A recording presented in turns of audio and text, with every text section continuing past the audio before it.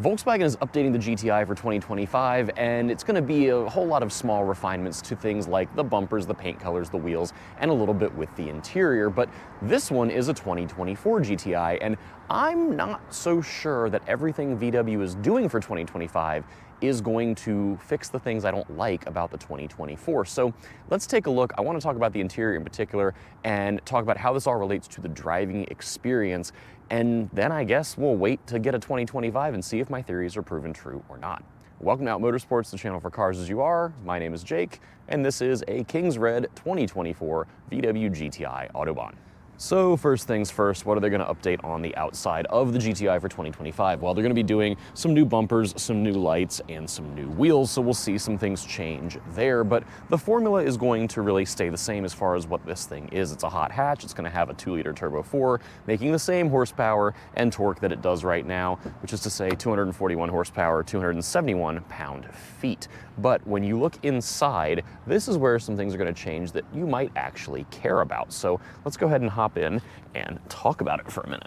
So first things first, in the interior here, they're going to be updating these steering wheel controls to be real buttons. These right now are a haptic sort of plastic pad that does all sorts of different things, and these are a mess to use on the move. I don't know who decided that this was a good idea, but it's not, and they are replacing these with real buttons. We've seen this on a couple other VW products, and this is proliferating throughout the rest of them where they made this design decision in the first place. So that is really, really good. The other thing that they're going to be doing is over here with the infotainment screen. So this is going to be a bigger screen. It's going to be a 12-inch screen, I believe, from the Volkswagen ID.4, which means it's going to kind of lose this flowy off the dash sort of design. It's going to be a freestanding, bigger screen.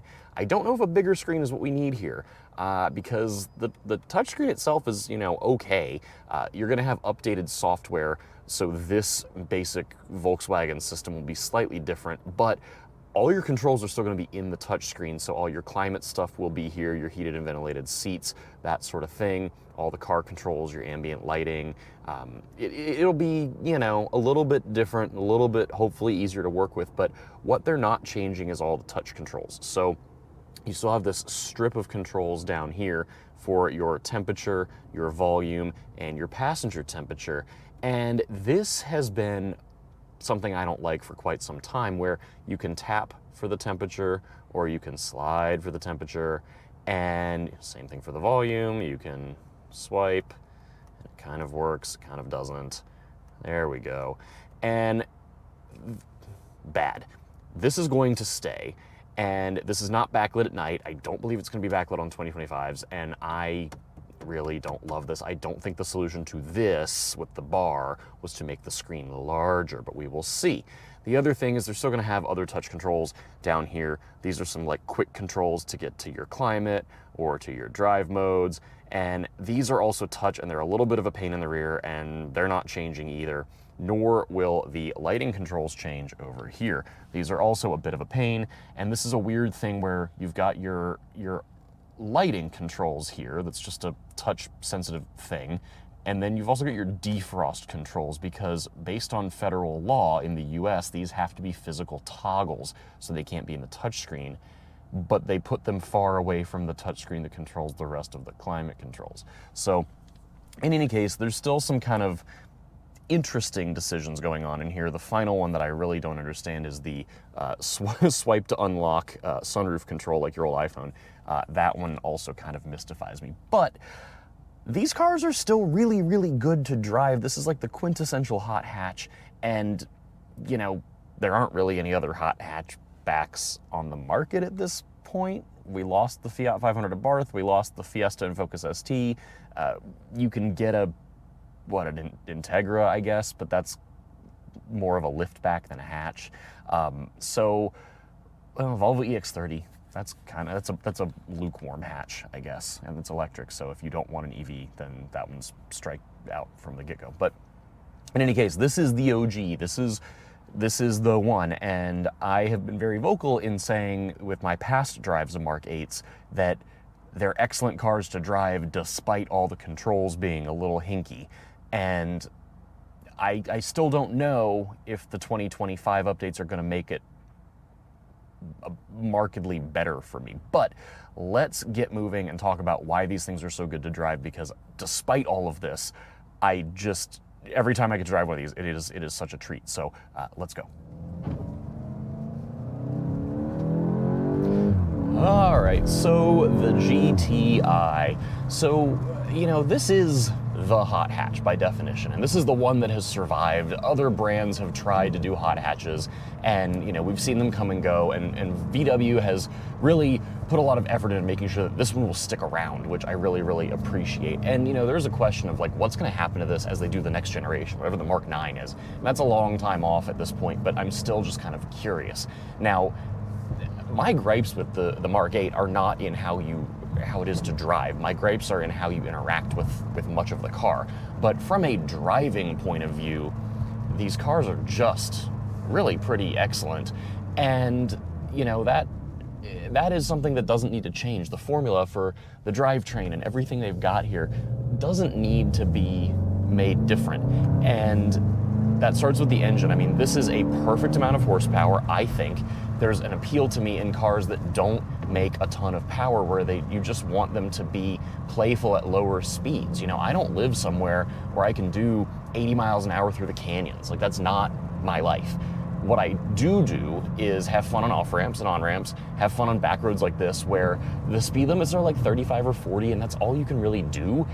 But you can power out of corners, you can have a lot of fun with that, and that is where this level of power really shines. And then, you know, you take this car to a track day, to an autocross, anything motorsportsy on your weekends, it's also really, it's a great power output level for that as well.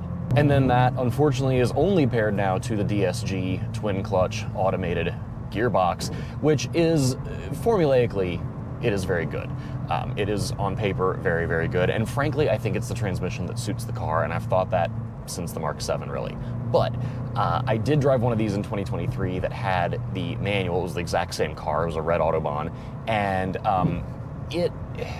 you know, there's an appeal to having that driver involvement. There's an appeal to having the car be a little more imperfect, because, again, at lower speeds in particular, you get to do more, you get to play with it a little bit more. But, you know, if the take rate is not there, they're gonna deprecate it, and that's just kind of how this goes. So, that said, losing the manual is not a terrible thing. It's not like we only have a CVT or some tragic transmission otherwise. It is really a pretty nice transmission. It's responsive, it listens to you, and it will let you just bang off the red line in whatever gear you want if you're in the manual mode.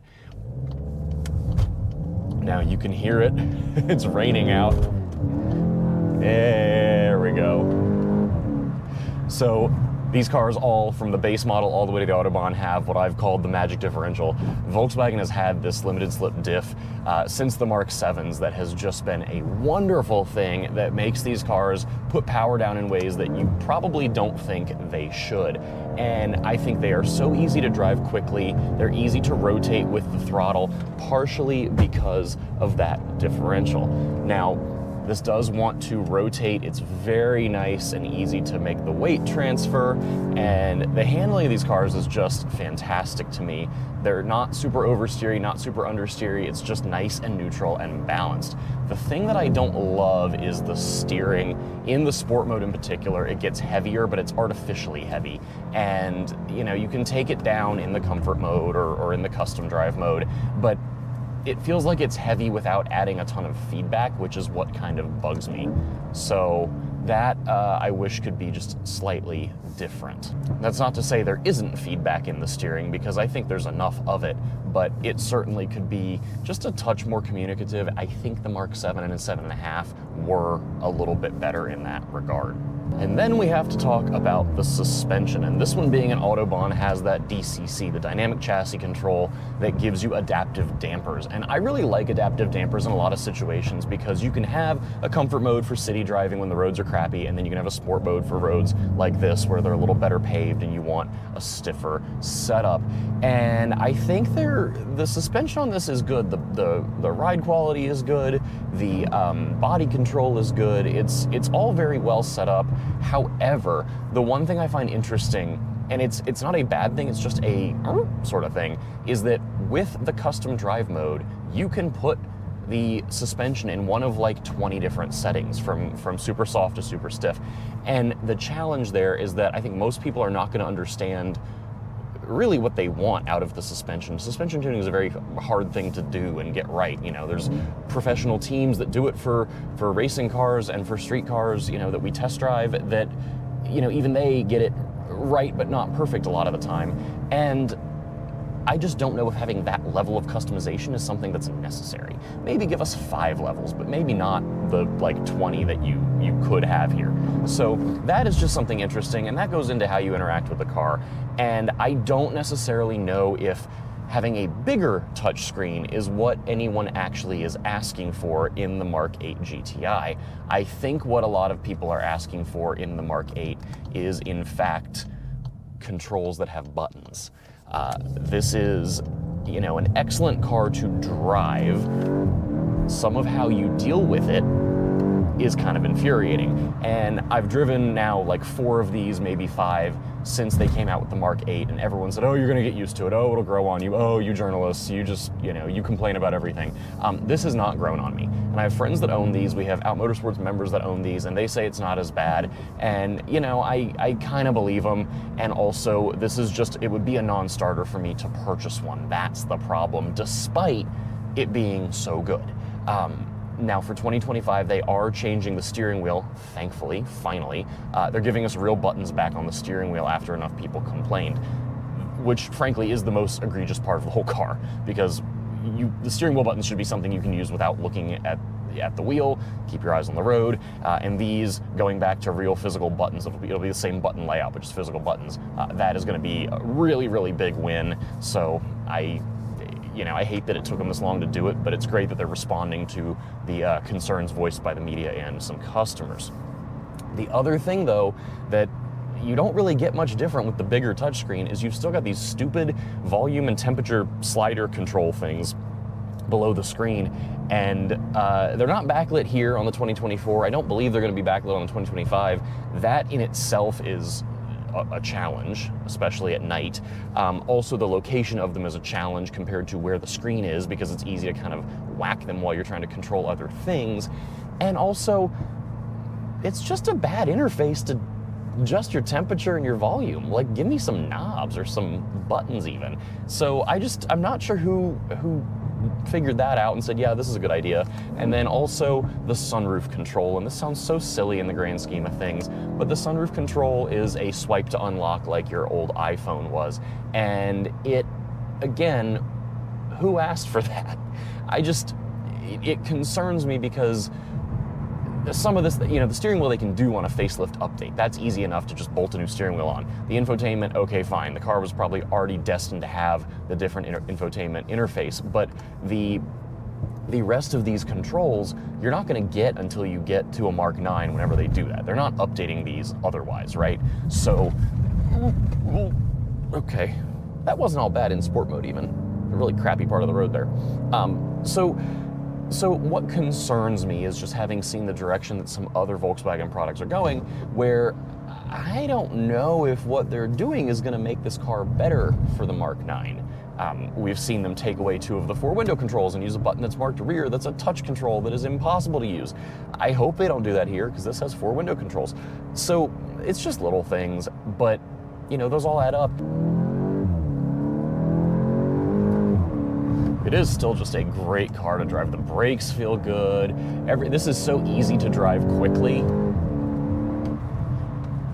and very, very confidence inspiring. I have good visibility out of it.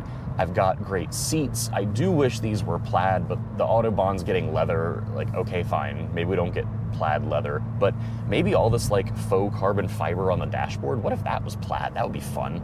So they could do something to tie back into the heritage. I like the fact that it's the gray and black and red on the seats. That's kind of neat, but it's definitely, there's still so much to like here. It's just when you get to the details, and if you're a details girl, this will drive you nuts. If you just want a hot hatch that's pretty good to drive, you're gonna buy one of these and you're gonna love it. You're gonna say that I'm a complete moron for complaining about the controls as much as I have for years in a row now. But you know, it comes down to priorities. But, oh, it's just still so good.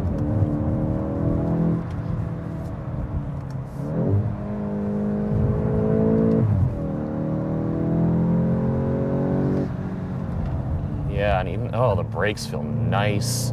The chassis is good. Like, this is the thing. I said this with the Mark 7.5. I think the 7.5 was formulaically perfect hot hatch. Mark 8 took it and tried to make it too tech forward, which, you know, do I like? Not really. But the dynamics are still there. The bones are still good, and that's what actually matters. So those are my brief thoughts on the 2024 Volkswagen GTI as pertains to the 2025 GTI and the Mark 9 that will come whenever, because we're just getting the 8.5 with the 2025. But let me know in the comments what you think. Do you care about all these touch controls? Do you care about the new infotainment? Or are you just here for a good driver's car? Let me know what you think. Otherwise, be sure to like, share, comment, subscribe, turn on that notification bell so you don't miss anything. Tell all your friends, tell all your enemies, tell everyone in between.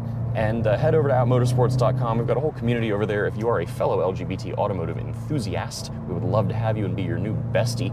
And we've got events coming up around the country starting about now through the rest of the calendar year, and a whole community online. So in any case, stay safe, be well. See you again soon.